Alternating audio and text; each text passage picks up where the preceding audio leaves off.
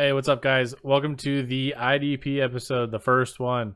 Hope you guys enjoy it. If you guys want to hear more about something specific to IDP, or if you have questions, if you've never played it, want to know how to get started, or need a IDP best ball league to play in, let me know in the comments.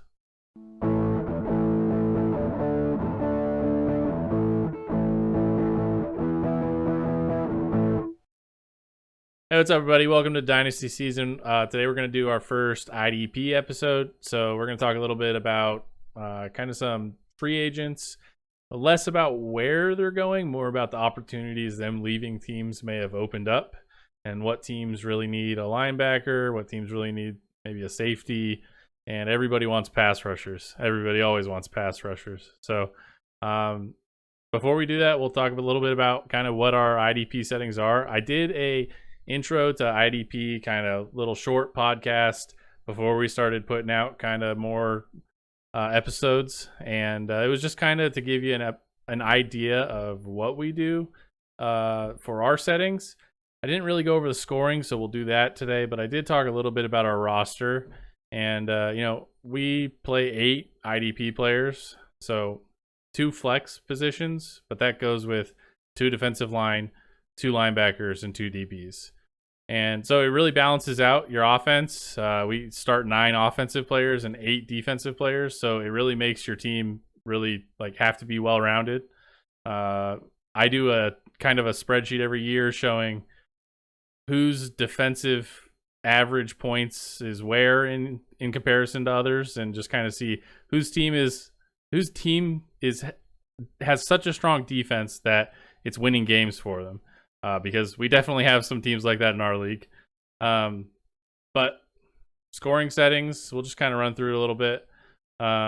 Pretty standard. We don't use there's an IDP 1, 2, 3 settings that if you're getting into IDP leagues and you haven't done it before, IDP 1, 2, 3 is a good place to start. It's kind of like a baseline, good scoring, kind of evens out a little bit. They really weight those big plays, the interceptions, the sacks, things like that. Those are like 6 points in there. In our league, it's a little bit lower. We have it at 4, but so we have tackle for loss points and stuff that add on to that too. So we kind of went through and looked at our scoring, and we looked at the top linebackers. We looked at some of the top DBs, and we said, all right, where do they fall in comparison to some of the top running backs and wide receivers, and just overall their rankings at the end of the season. And we kind of make small adjustments year to year. This year, we did up a couple things like forced fumbles and fumble recoveries by a point, so that we can kind of even those out a little bit more. There are things that, I think when we did the math, I think the forced fumbles, I think it was just Darius Leonard who really got the biggest out of that. I think he had somewhere in the 20s with them, but everywhere else wasn't that much of a bump. But we were constantly tweaking it, making sure that we're dialing it in how we like it. And you guys can always tweak it. If you don't like how we have our rules exactly, you can tweak them a little bit different for your own pleasure or your own tastes too. Yeah, and it's all about how it fits with your league, right? So we wanted it to be a key part of your team. And when I talk about trying an IDP league for the first time, I always tell people, don't just add 2 random flex spots to your already existing offensive league, because they're going to be irrelevant. And at that point, everybody's just going to have a linebacker in there, or a top DB, or some a Joey Bosa, or somebody who's really good, and it really doesn't make any difference to your team because they're all supposed to be putting up good points. That's why we have 8.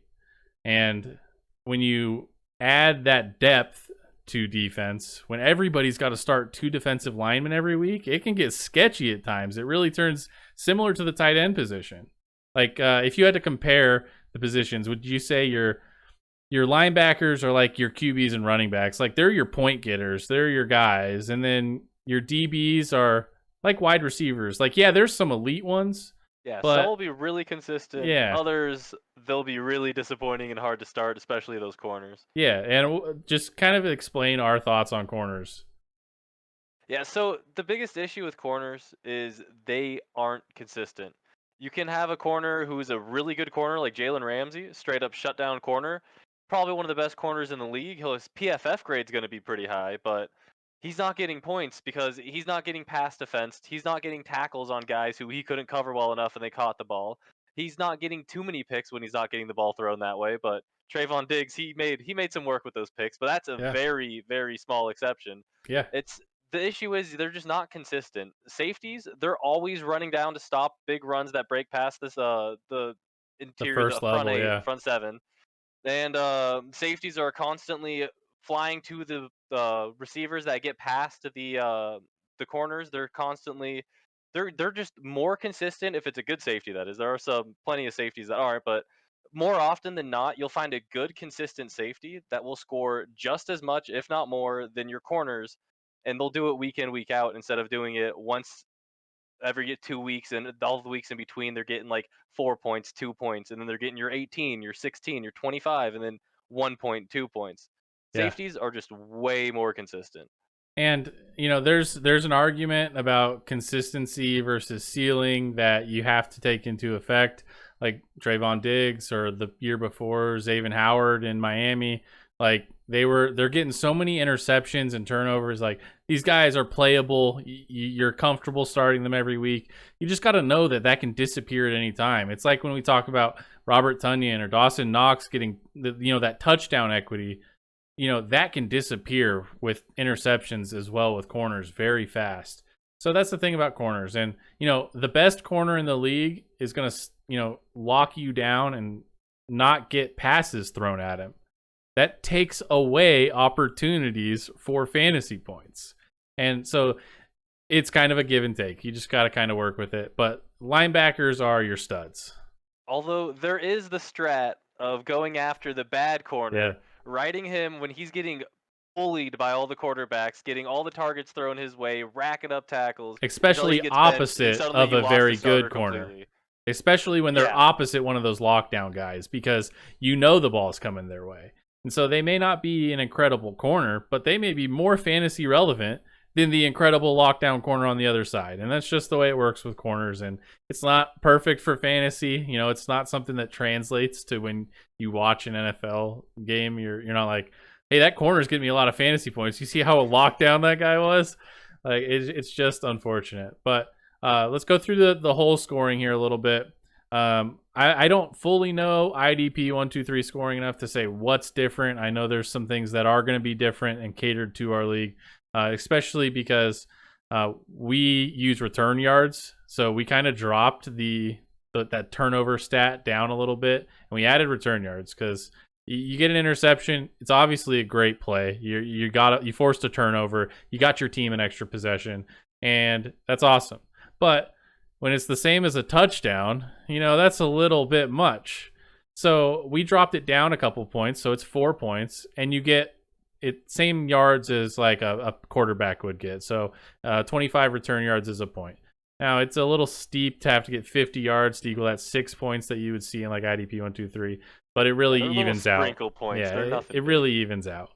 But we'll go through it here. So a touchdown is obviously going to be 6 points. And then you've got your base stat, which is your tackles. An assisted tackle is 1. Solo tackle is 2. And then if it's a tackle for a loss, you would add on an additional 2.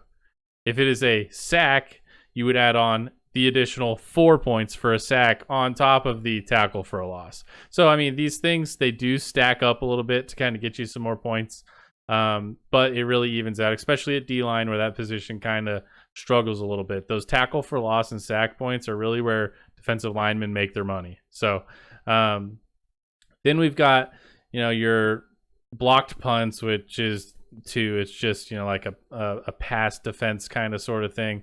It's so rare that these special teamers that are coming off the edge are pure speed. They're really not usually guys that are in your lineup anyways, so it's not something that happens a lot. It's probably an undervalued stat, but it is what it is. So that if it does happen, you feel good about it. You get those 2 points, like, I got something when I saw that crazy play once every 5 years. A guy will do it. Yeah, so it is what it is. But forced fumbles and fumble recoveries, 3 points. Safeties are 2 points. That you got to remember. There are other things that go into a safety, so that safety is just added on to a play where you may have got a tackle for a loss or a sack, and you're already getting 9 points for this sack, and it would be absurd to add another like 6 points on that just because of where the field position was. Like, awesome, you got points for your team, it's a safety, but that really just relies on where you're at on the field. It's a great play, we're still going to reward it with 2 points, but we're not going to give it 4 or 6 or anything crazy like that. So it does get added on to like your normal sack play. And then you've got, your passes defended, which, pass breakups, pass defended, those are 3 points each. So that's where some of those corners make money. But like you were talking about with the DBs, it's really those safeties that can come down into the box and stop a run. It's those guys that, like a Von Bell or Jeremy Chin, or those guys that step into the box and really are just vicious, or those guys who are over the top ball hawks who, get tackles in the secondary on, second level throws, things like that. Those are the safeties you really want. There are safeties out there that are worthless, and then their counterpart is very good. There are some teams that have 2 very productive safeties. You got to also know the defense a little bit. Jamal Adams is kind of the example that we can use. Jamal Adams is that guy who put up a bunch of sacks 2 years ago, and then this year they moved him back into coverage and dropped him off the line, which he was excelling at and great at. And now they're paying this guy a bunch of money, got rid of their first round picks, now no longer have Russell Wilson, all for Jamal Adams, who they're putting back in coverage, who can't cover people. Right? So you got to kind of understand what the team is doing a little bit, and that's where IDP kind of really grows what you're looking at when you watch football. I talked about it in the intro to IDP video about when I first started IDP. It reminded me of when I first started fantasy football, when I went from being a Cowboys fan or a football fan to investing in other teams and players and watching other games, and I was invested in it. Kind of the same thing we talk about with, people talking about mobile sports betting. It's like, I don't care about this soccer game, but I could go throw $5 on it and I'm going to root for my team to win. Like, it's the same thing when it comes to IDP players. It really kind of made me learn more players on each teams. And before we talk a little bit about kind of who's left some spots, what opportunities are kind of opening up, is there anything else you want to touch on our scoring, or kind of just some IDP basic how-to, something that kind of your philosophy on it? Well, for your flex spots, don't be worrying about D linemen over there. That's my biggest thing. Is it's hard to find consistent D linemen. You can find good D linemen who put up monster points, but then they'll randomly vanish when they get stopped by good O lines. They're real You'll sack want to, dependent. yeah, you'll want to play both of your D linemen every week, but no more than your 2. But you can have a couple and start playing offensive line matchups. Start looking at it and saying, "Oh, this team's giving up a ton more sacks." Like how Joe Burrow is getting hammered by everybody Yep. all year long. You play the your D lineman that's going against the Bengals O line. You're gonna have a much better time than playing your star-studded D lineman that's going against one of the top O lines in the league. Yeah. So don't be afraid to bench your good guys off of good matchups you have, as long as the other guy you're putting in is also pretty decent. Don't put him in for a complete nobody just because you're going against a bad O line. And Yeah. don't try and I have all these good big name D line. I'm going to throw my flex. Don't worry about that. You're most likely going to want to put your high tackling linebackers. And if you have a couple extra stud safeties, you can throw them in your flex. But D linemen, unless you have some insane players, it's hard to justify putting them in your flex. Yeah, and a lot of times you can play 4 linebackers and you can look at that and be like, I am guaranteed 40 points, right? Like, if they all do the bare minimum and get 10 points for me, like, it didn't kill my team. It really keeps my team alive. And if somebody else's team has a real bad day, you can be that 40 points of consistency on your team can really push you over the top, especially if somebody has a real bad offensive day or somebody gets hurt. Like, that can win you weeks by having consistent players. Now, the same can be said on the opposite side. If you have 3 stud defensive linemen and you're like, man, I don't know who to sit, I think this guy is going to get a sack, like, you could put him in your flex, like, sometimes. But it's got to be a stud. Like, you're not putting Joe Schmo defensive end in your flex spot. That's kind of the key takeaway. And Yeah, I found myself oftentimes last year where I was running out of people to put in my flex because it's a deep league. And I noticed I was grabbing the guys off of free agency that had high opportunity, like your Micah Kaiser, Troy Reader, guys who aren't anything special, but they weren't special enough to not be on someone's team, and were special enough to currently have the opportunity of Yeah. high tackle numbers, and then they'd randomly vanish, and I go look for another one and go look for another one. But Yeah. I had some depth on my D line. I had some depth on my DBs even. But I was grabbing those guys because I knew they temporarily had a good opportunity, Until and all those your DBs linebackers died. are just they're money on points if you got high tackling Yeah. linebacker. Yep. And before we talk about some of these, I want to add one thing onto what you said there about kind of just the philosophy of looking at matchups and things like that. So you're really not playing a ton of matchups with IDP players, because a lot of these guys you're playing Outside guys the with D-line, I snaps never and really look at opportunities. matchups. Now, there is one thing I will add on that is something I take into effect as a tiebreaker sort of situation when I'm trying to figure out who I want to start, and I've got a couple guys who are pretty close. You can look at their run-pass percentage.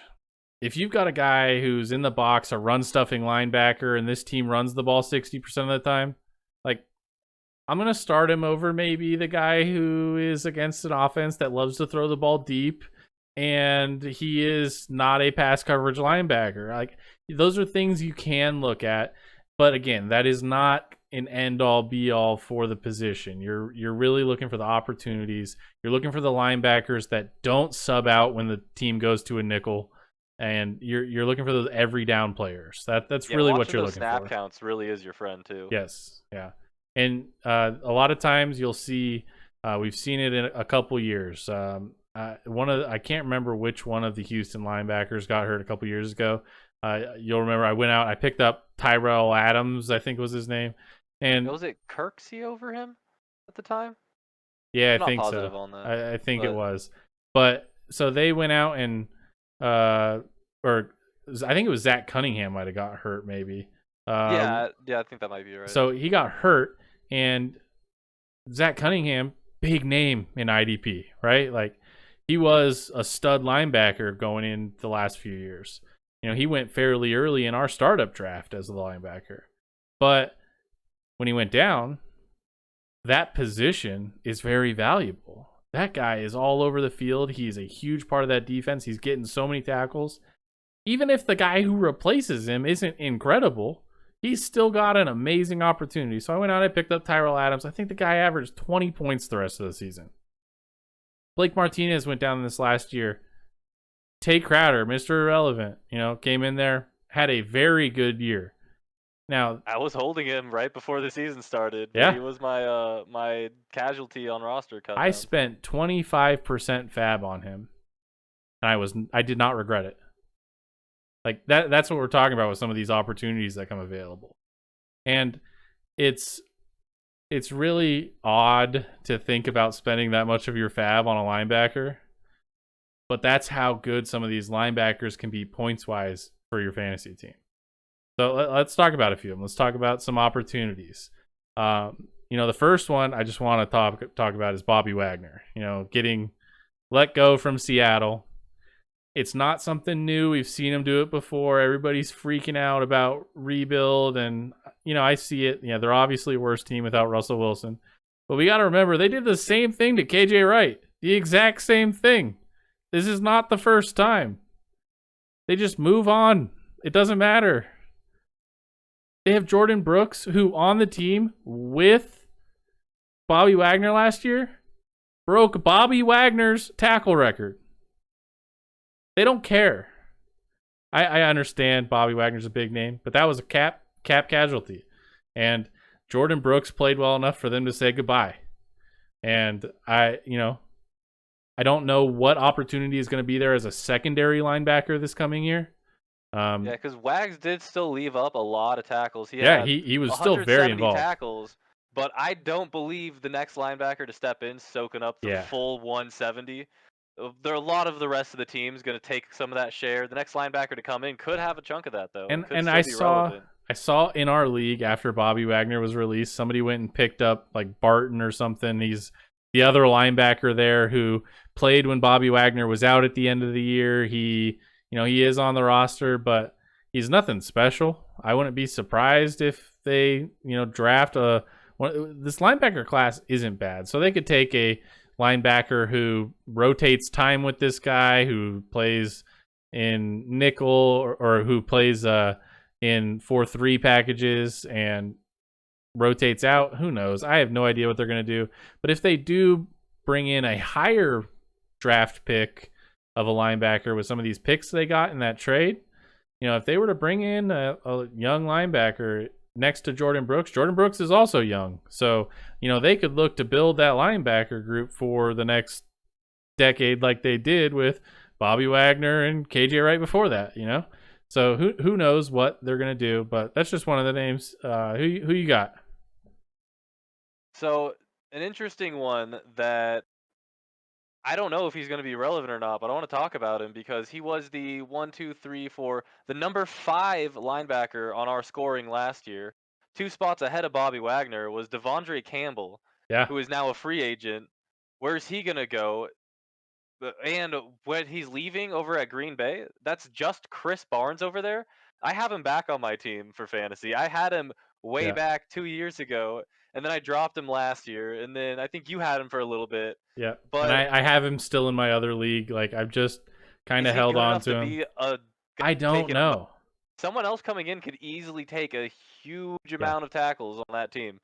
Another linebacker that comes over to Green Bay could be really relevant either through the draft or through free agency. Any of Oh, these other big, I know how much money just they who got they to should spend on get. one of them. I know just who they should get. So everybody is saying that Blake Martinez is going to get cut from the Giants. Imagine if you went to the Packers. It would be like a perfect fit. Oh, that'd be I don't know if I could really picture Blake Yeah, Martinez. we would have to do Jersey, some that'd be really hard good for me. photoshops to see him in a Packers jersey. But just a thought, just throwing it out there. Another one that I did want to talk about is Jordan Hicks. Very good linebacker, very good for IDP fantasy. He is getting up there a little bit in age. He's past that 30 mark.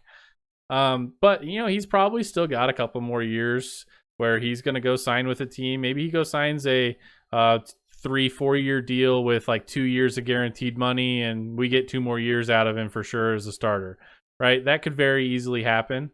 But what it does for the Cardinals is what everybody was excited for last year. I mean, I drafted Jdavion Clowney real high in the second round of our rookie draft. I was real excited about him. I think I took him, third linebacker after Parsons and Jamin Davis, right? No, actually, I think you took him before Jamin. I might have taken him second. Yeah, because I took Jamin at 2-6. I think you took him around whatever your pick was, around like the 2-3, 2-4 spot. Yeah, I think it was about 2-4. But these linebackers in Arizona are young. They are going to be there for a little while. And we there was grumblings about this happening last year of them moving on from Jordan Hicks. They didn't end up doing it. They didn't end up restructuring his contract. They ended up just letting him play out the season and go. So it's going to be interesting to see Jdavion Clowney out there because we didn't see a ton of him last year. So it's going to be interesting to see what he's got. And then the other one is Simmons? Isaiah Simmons? Yeah. Well, he's weird. He's like a safety and a linebacker, and they don't know where they want to play him. But I'm pretty sure those two guys are going to be the linebackers. Last year? Yeah, pretty sure he was. Him and Jordan Hicks, I believe, were the two every down guys. So we should see him and Jdavion Clowney, and that's a lot of young, high draft capital. Those are that they invested a lot in those linebackers. So if you can get either of them, they're going to play every down and they're going to be ballers. All right, you want to put them in. So let's see here. You got another one you want to talk about? So I do want to mention, I just counted, I think Isaiah Simmons ended 24, 25 in DB, or not DBs, in linebackers. So he definitely is going to get a boost there. But yeah, another one that I could talk about who's a free agent, not really the fact that he's a free agent, but the fact of what's going on with their team, is Kaiser White is no longer on that team. And I was looking at this list we're looking at, he had 981 snaps last year. That's a lot of snaps that other people are going to have to step up into. Yeah. I know they have Kenneth Murray, the young guy, but he got healthy last year, and they didn't want to put him on the field. So I don't know how they feel about him. That could be they're looking to get multiple linebackers. That could be they're getting a big name linebacker in the draft or free agency. That is an interesting situation over at the Chargers. Yeah, that is going to be interesting. They also have Drew Tranquil still, so I don't know if he will be the guy. He's going to be, I believe, a third-year player out of Notre Dame. So, I mean, they have liked him, but he's had a lot of injuries. So I just don't know how committed they're going to be to him. And it was weird because he came back from, a devastating injury the year prior, and last year started the year, and then I don't know if he got hurt or lost his job. He was just kind of in and out throughout the second half of the year, it seemed. He was one of those guys going into the season last year. I had him all season the year before when he was hurt. I had him stashed. We went into the off season. I was excited about him. Went into week 1. I was excited about him. Was still excited about him, and then he just disappeared. And so I don't know if they're going to keep him or move on, but they definitely could bring in a veteran linebacker and do something good. But, I mean, let's talk about who else they brought in today. Khalil Mack. Oh, yeah. So That is a big trade. That means a lot for Joey Bosa as well as Khalil Mack. Because I think I saw a tweet, I don't remember who tweeted it out, but they were saying neither one of these players has had anyone close to the other's caliber on the other side of the line. They've always been the only guy on their team, carrying the slack, taking all the double teams. Eating double teams every single play. You got one on either side. Yeah. That's going to make, because I know our friend who is in our league with Khalil Mack wasn't too happy with how inconsistent he was getting with all of his double teams and all of his I think this will be bullied much by better. the offensive game plan focusing on stopping him. And I had Joey Bosa. I can tell you it was up and down. It wasn't as nice as his brother Nick Bosa. But having them side by side, I am excited for the both of them. It's going to be insane. Yeah, it's going to be very nice. I'm a Joey Bosa owner in my other league, and so I'm pretty happy.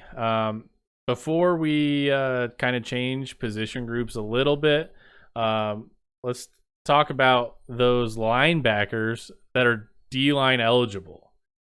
So the cheat codes? Yeah, so kind of what I built my team around, So in my case, Harold Landry is like the biggest cheat code for defensive line ever. He's dropping back in pass coverage. He's getting so many tackles because of how many things they have him do besides rush the passer. But he still puts up good sack numbers. So some of those outside linebackers in your 3-4 systems are D-line eligible depending on the platform you play on. We play on Sleeper, so we've got those guys like Zadarius Smith and Harold Landry, Matt Judon. Yeah, there's some good ones out there. Von Miller and stuff like that. Like those guys are. Yeah, Son Reddick was another one who was Leonard Floyd. Linebacker. There's a lot of those kind of outside backers that are really more pass rushers. I got a cat. Excuse me, sir. All right, back to what we were doing. Yeah, some of those outside guys are considered D-line if they're a primary pass rusher, and some of those guys get a boost because they do other things in the defense as well. So Harold Landry is one of those. Zadarius Smith was great. Some of those outside linebackers can be really good. But let's talk about defensive line before we move on to kind of DBs. Well, you can touch on some outside linebackers here like we talked about. But everybody wants defensive line, right? So there's really not a spot that you can go to that is better than anywhere else. You just want to make sure that these guys are getting opportunities. And kind of like we talked a little bit about with Joey Bosa, it does matter who else is there because if you're the best guy on the team, you're going to get double teamed most of the plays, or they're going to run away from you, or they're going to game plan you out, So those are things you got to take into account. But it's really hard to predict defensive line. Defensive line, I compare to tight ends all the time because tight ends are very touchdown dependent and defensive line is very sack dependent. So you got your Travis Kelce, Mark Andrews, your TJ Watt, Myles Garrett kind of guys. Yep. And then you got everybody else. Yeah, and everybody else is just fighting to be relevant. So there are some names that, like Chandler Jones, it's a pretty big one. Out of leaving Arizona, we had so many sacks in one game that I don't know what to do with. Took off some games after that. Yeah, then he didn't exist for some games, and that's a key example. Chandler Jones, if you talk about pure talent and NFL, like that dude is a baller, right? You talk about fantasy, those games where he puts up 5 sacks, oh, he's winning you a week.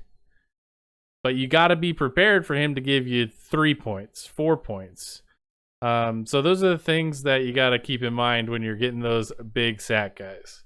Yeah, I think he ended up actually as the D-line, like 14 in our league at the end of it, but he had a weeks of 3-1-0, and then he didn't play for 2 weeks, and then a 5 and a 5, and those are all very sad weeks for you. So Yeah, that sometimes they hurts. just don't show up. Yeah, and like you said, TJ Watt was, that guy. Well, he was so far ahead. He was 61 points ahead of second place. And second place was on his team. Points on the season, yeah. So, the top 3 we're looking at is TJ Watt with 328 points over the course of the year. And then Cam Hayward with 267. That's how big of a difference we're talking about. But then everything else kind of does trickle kind of as you would expect.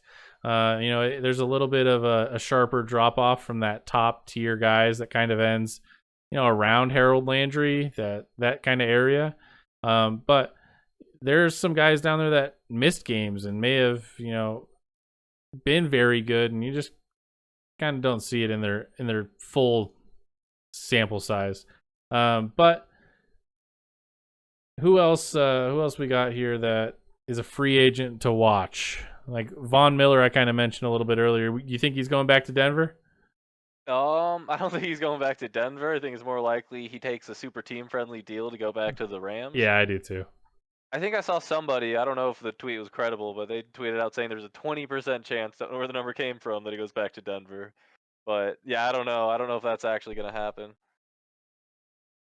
Another guy I did want to talk about is Jdavion Clowney.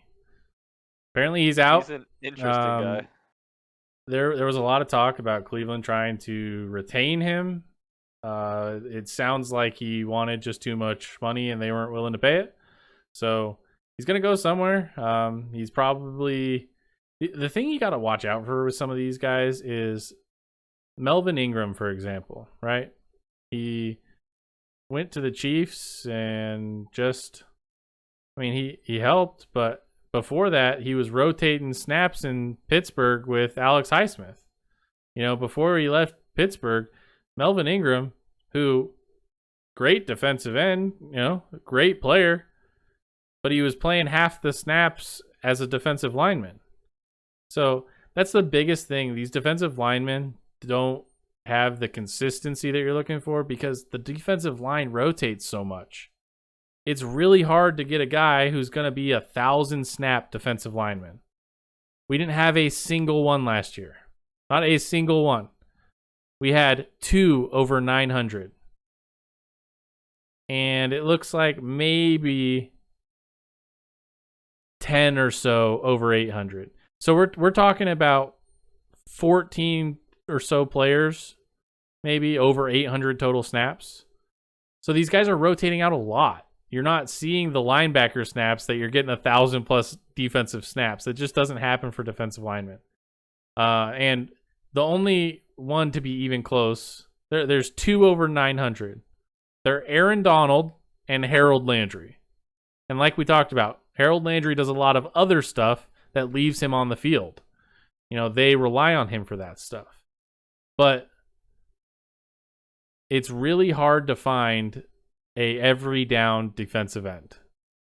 Like we talked about, snap counts are very, very important. When we're talking about Dynasty, a lot of these defensive ends, especially this year's draft is stacked with edge rushers. Like we could have 3-4 in the top 10. Yes, it's going to be insane. So these are guys that you can probably get in the 3rd, 4th round of your rookie drafts. When you look at it and you go, man, none of these offensive players look good. I'm in this running back, wide receiver dead zone. The quarterback class sucks. That's where we throw in, there's defensive linemen and linebackers and safeties in there that you're like, okay, well, this guy, he may not, Zaven Collins, Zaven Collins, if you had grabbed him last year, stashed him on your taxi squad for a season, you're coming into an every down linebacker with like top draft capital and invested in that team. Like At least some that's of what you're hoping for. some of these linebackers will go to a team and never exist. Some of them they'll never see the field. They will end up being a practice squad player, and they were a 3rd, 4th round pick linebacker because they've got 7 others.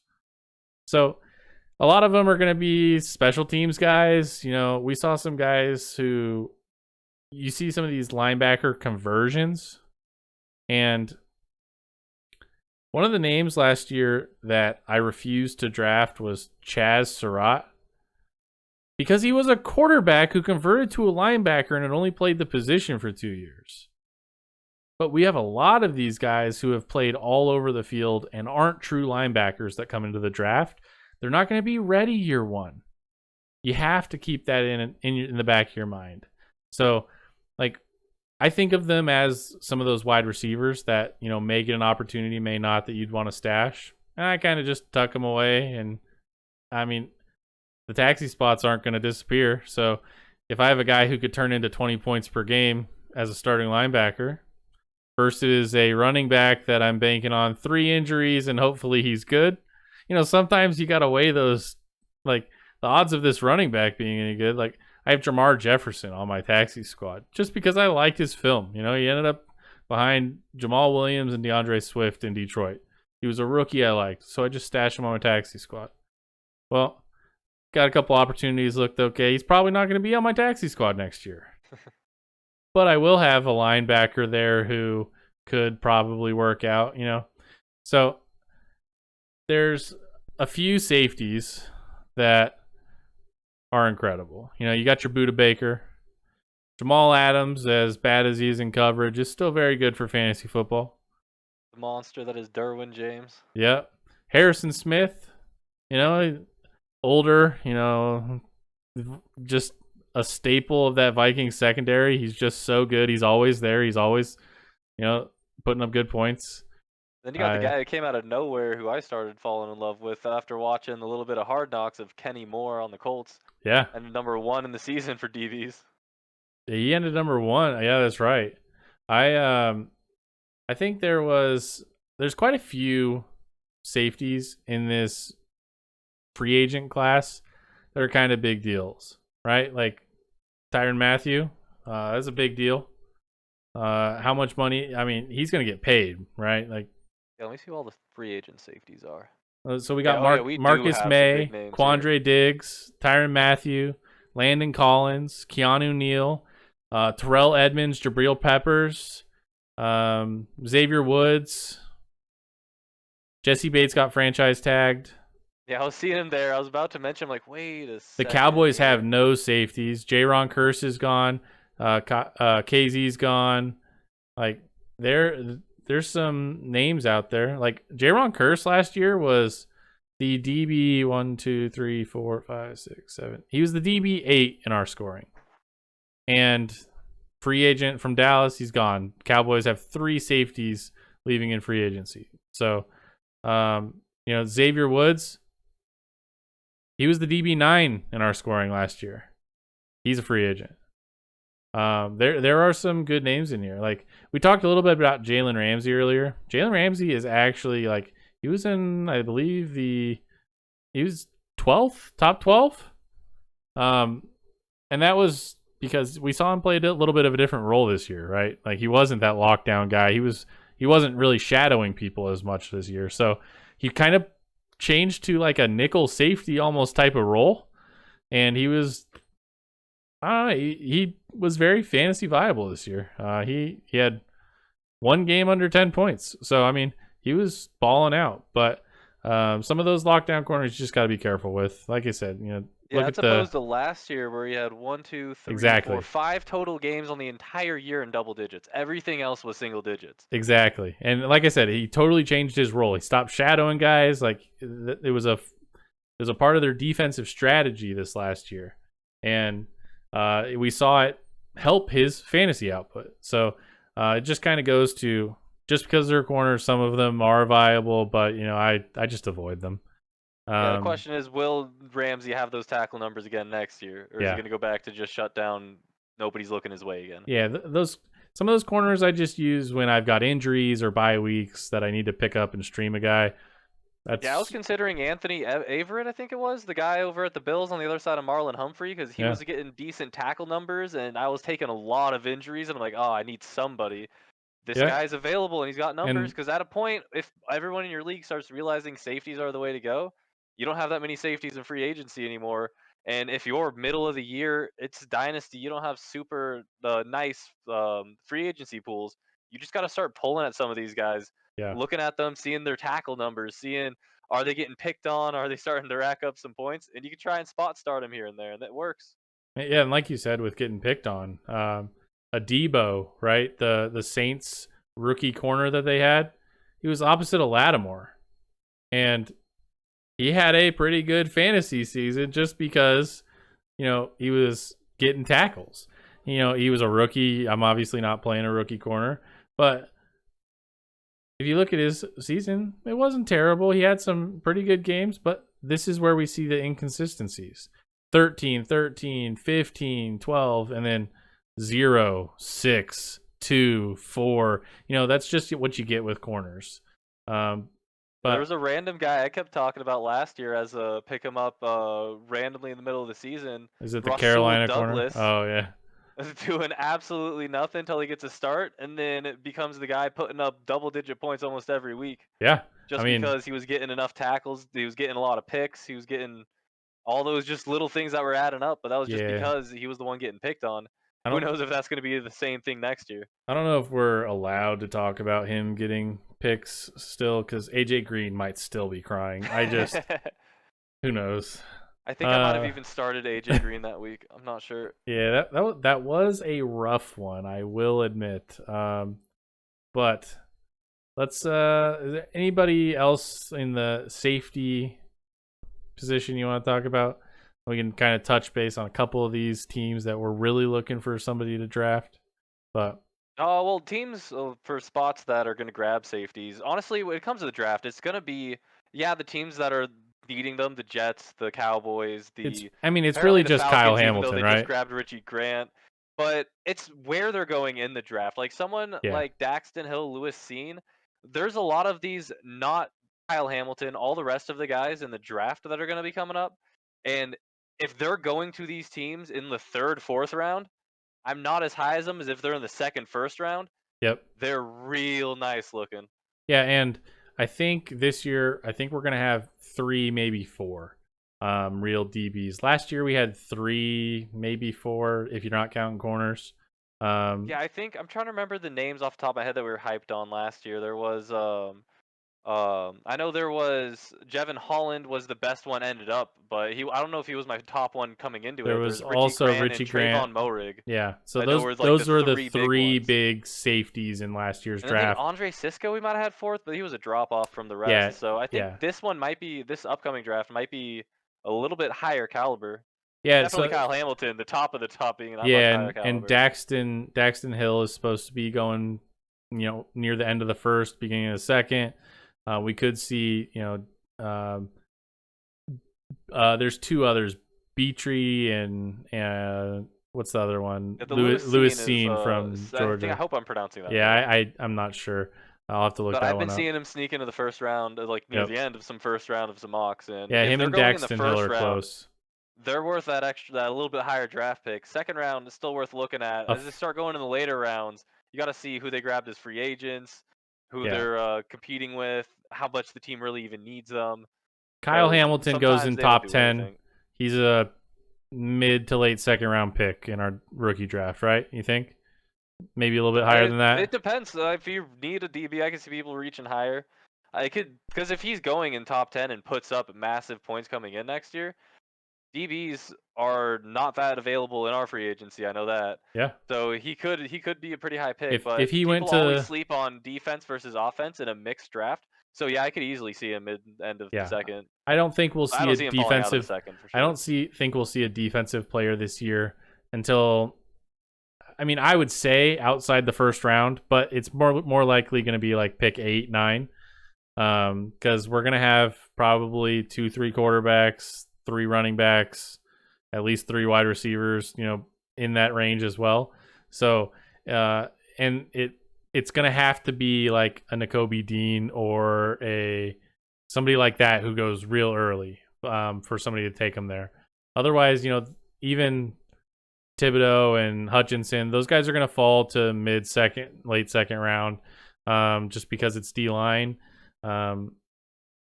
We had some guys last year going mid-second. We even had somebody go early second for the defensive lineman. Yeah, I think our highest was Micah Parsons at 2-1 actually. Yeah.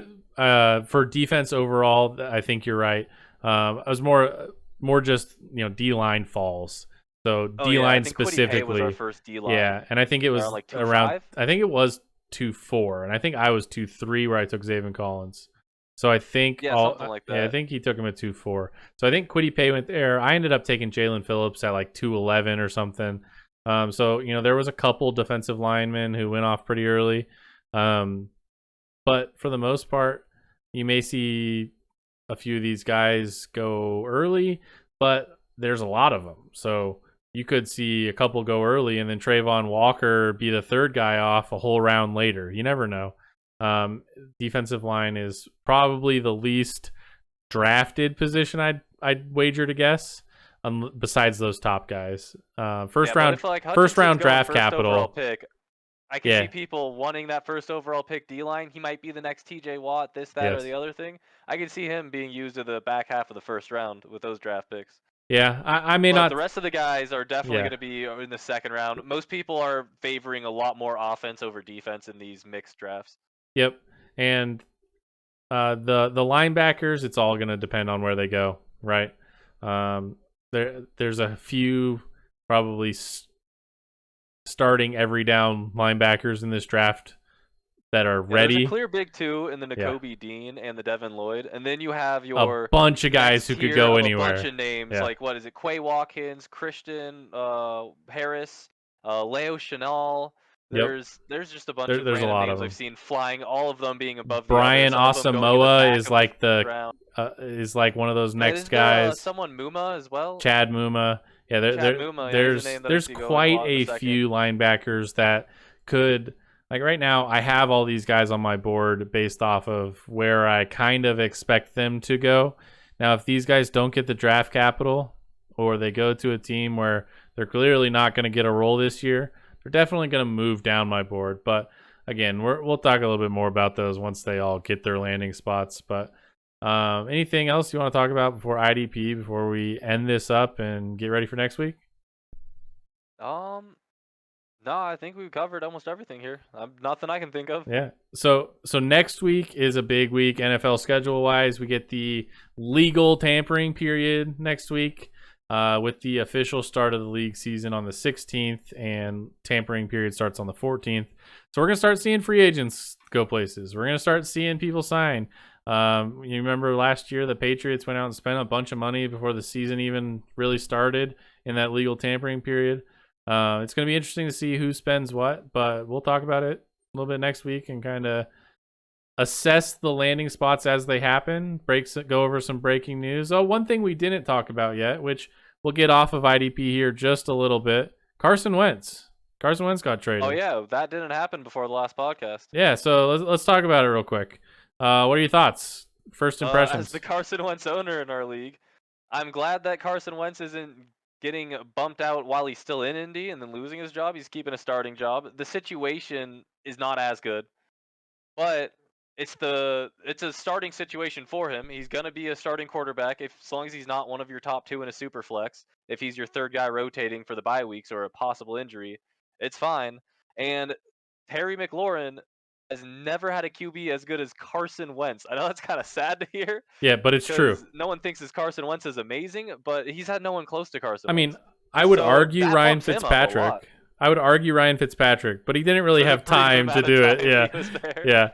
But I may argue Ryan Fitzpatrick is better than Carson Wentz. Debatable. I just don't know if you could really say they played together for how little he had him. Yes, I'm with you there, but I may disagree a little bit. I think the situation may honestly be brighter in Washington. Obviously, you lose Jonathan Taylor. Colts have a great offensive line.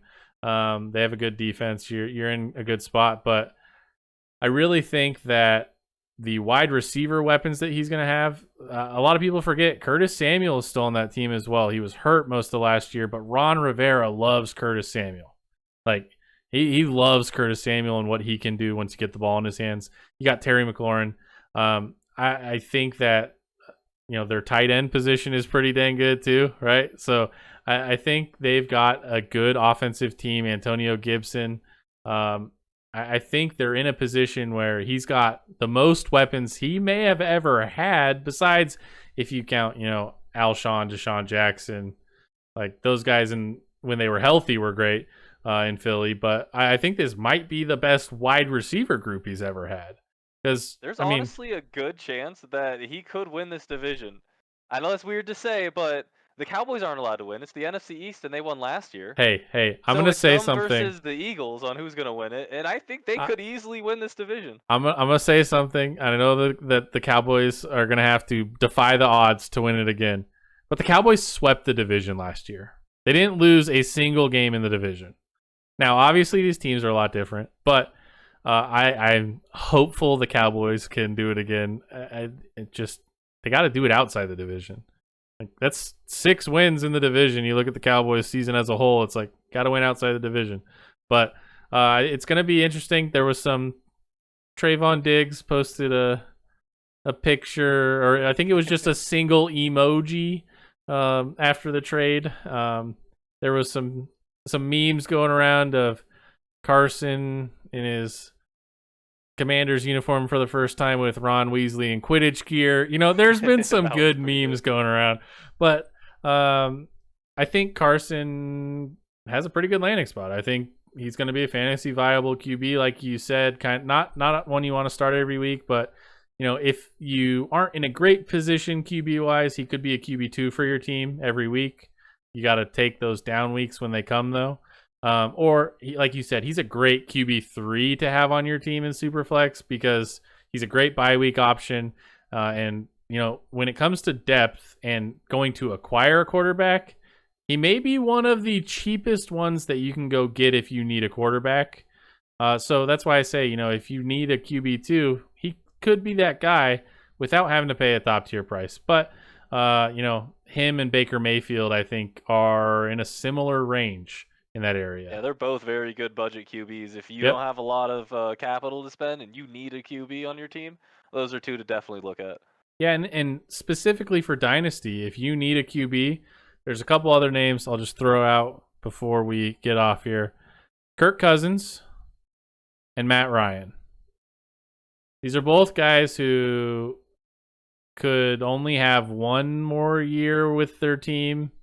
Who knows? I mean, Matt Ryan, I have no idea how long Matt Ryan's going to play. I don't expect it to be a whole lot longer. But I expect Matt Ryan to still go out and throw for 4,000 plus yards next year. Whether Calvin Ridley's gone, whether they have no wide receivers, whether it's Cordero Patterson and Kyle Pitts, I expect Matt Ryan to throw the ball. He may not be. I did actually see some Falcons fans talking about hoping that Matt Ryan gets traded over to the Colts, and that would be an interesting thing to see. I have seen both of these guys, Kirk Cousins and Matt Ryan, mentioned as could go to the Colts. Now, they have enough money to pay Kirk Cousins, but the thing about Kirk Cousins is he's got a $45 million price tag this year, and they're not cutting him. Like, he's going to be there. He's going to be a quarterback. He's going to start somewhere. But after that, what happens?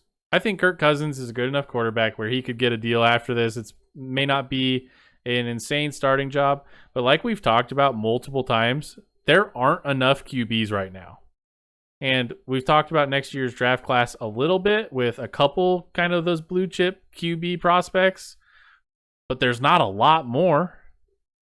So we go into next season, and if the Vikings do decide they're going to move on from Kirk Cousins, you could pitch that trade in a way to where, hey, Kirk Cousins could be done after this year, but you could end up getting 3 more years out of Kirk Cousins.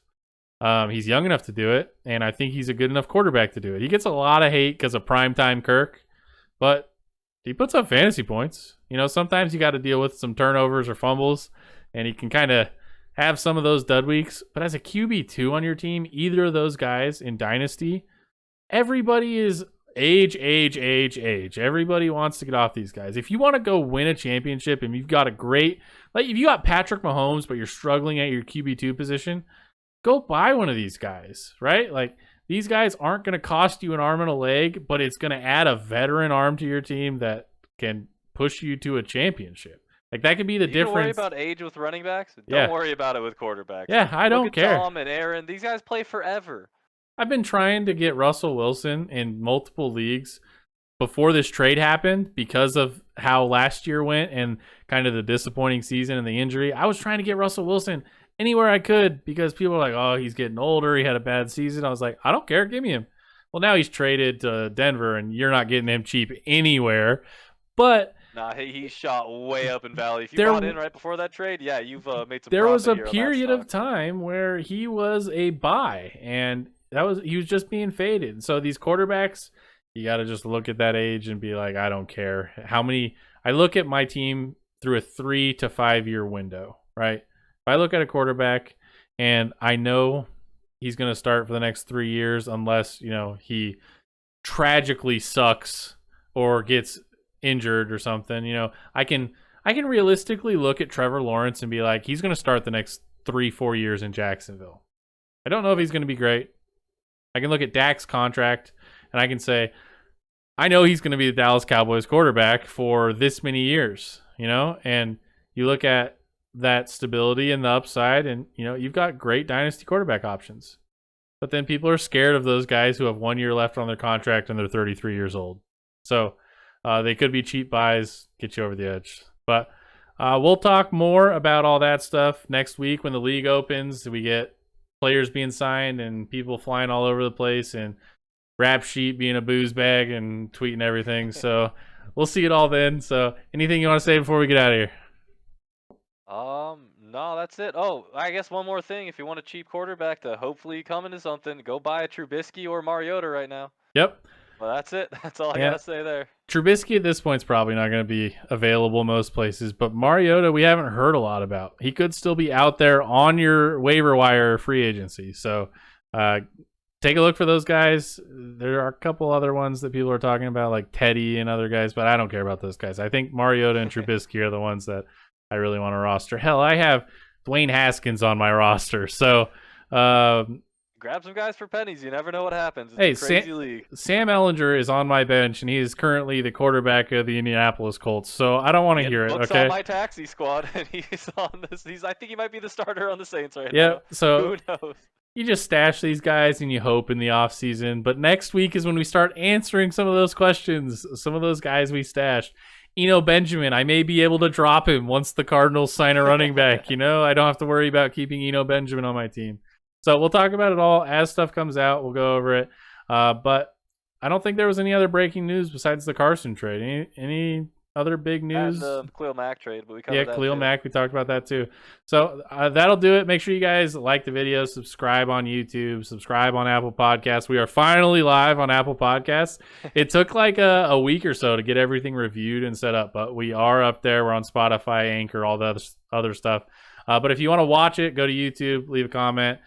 Check out the Patreon. Like I said, I'm going to be doing rookie videos coming up here. After we get through this big week of free agency, you'll start seeing them come up on the Patreon page, starting with the running backs that everybody cares about. So a little 10-minute video, top 10 running backs as we go through the process. And check that out on Patreon. If you want a free preview of what you're looking at on Patreon, there's a public post there with a link to my rookie big board. It's got IDP players in there if you're kind of trying to gauge where we're looking at. Again, subject to change after draft capital. So we'll see how that goes. This is kind of just a pre-draft ranking of prospects. But we'll go over it all next week. Thanks for watching. Have a great one. Bye.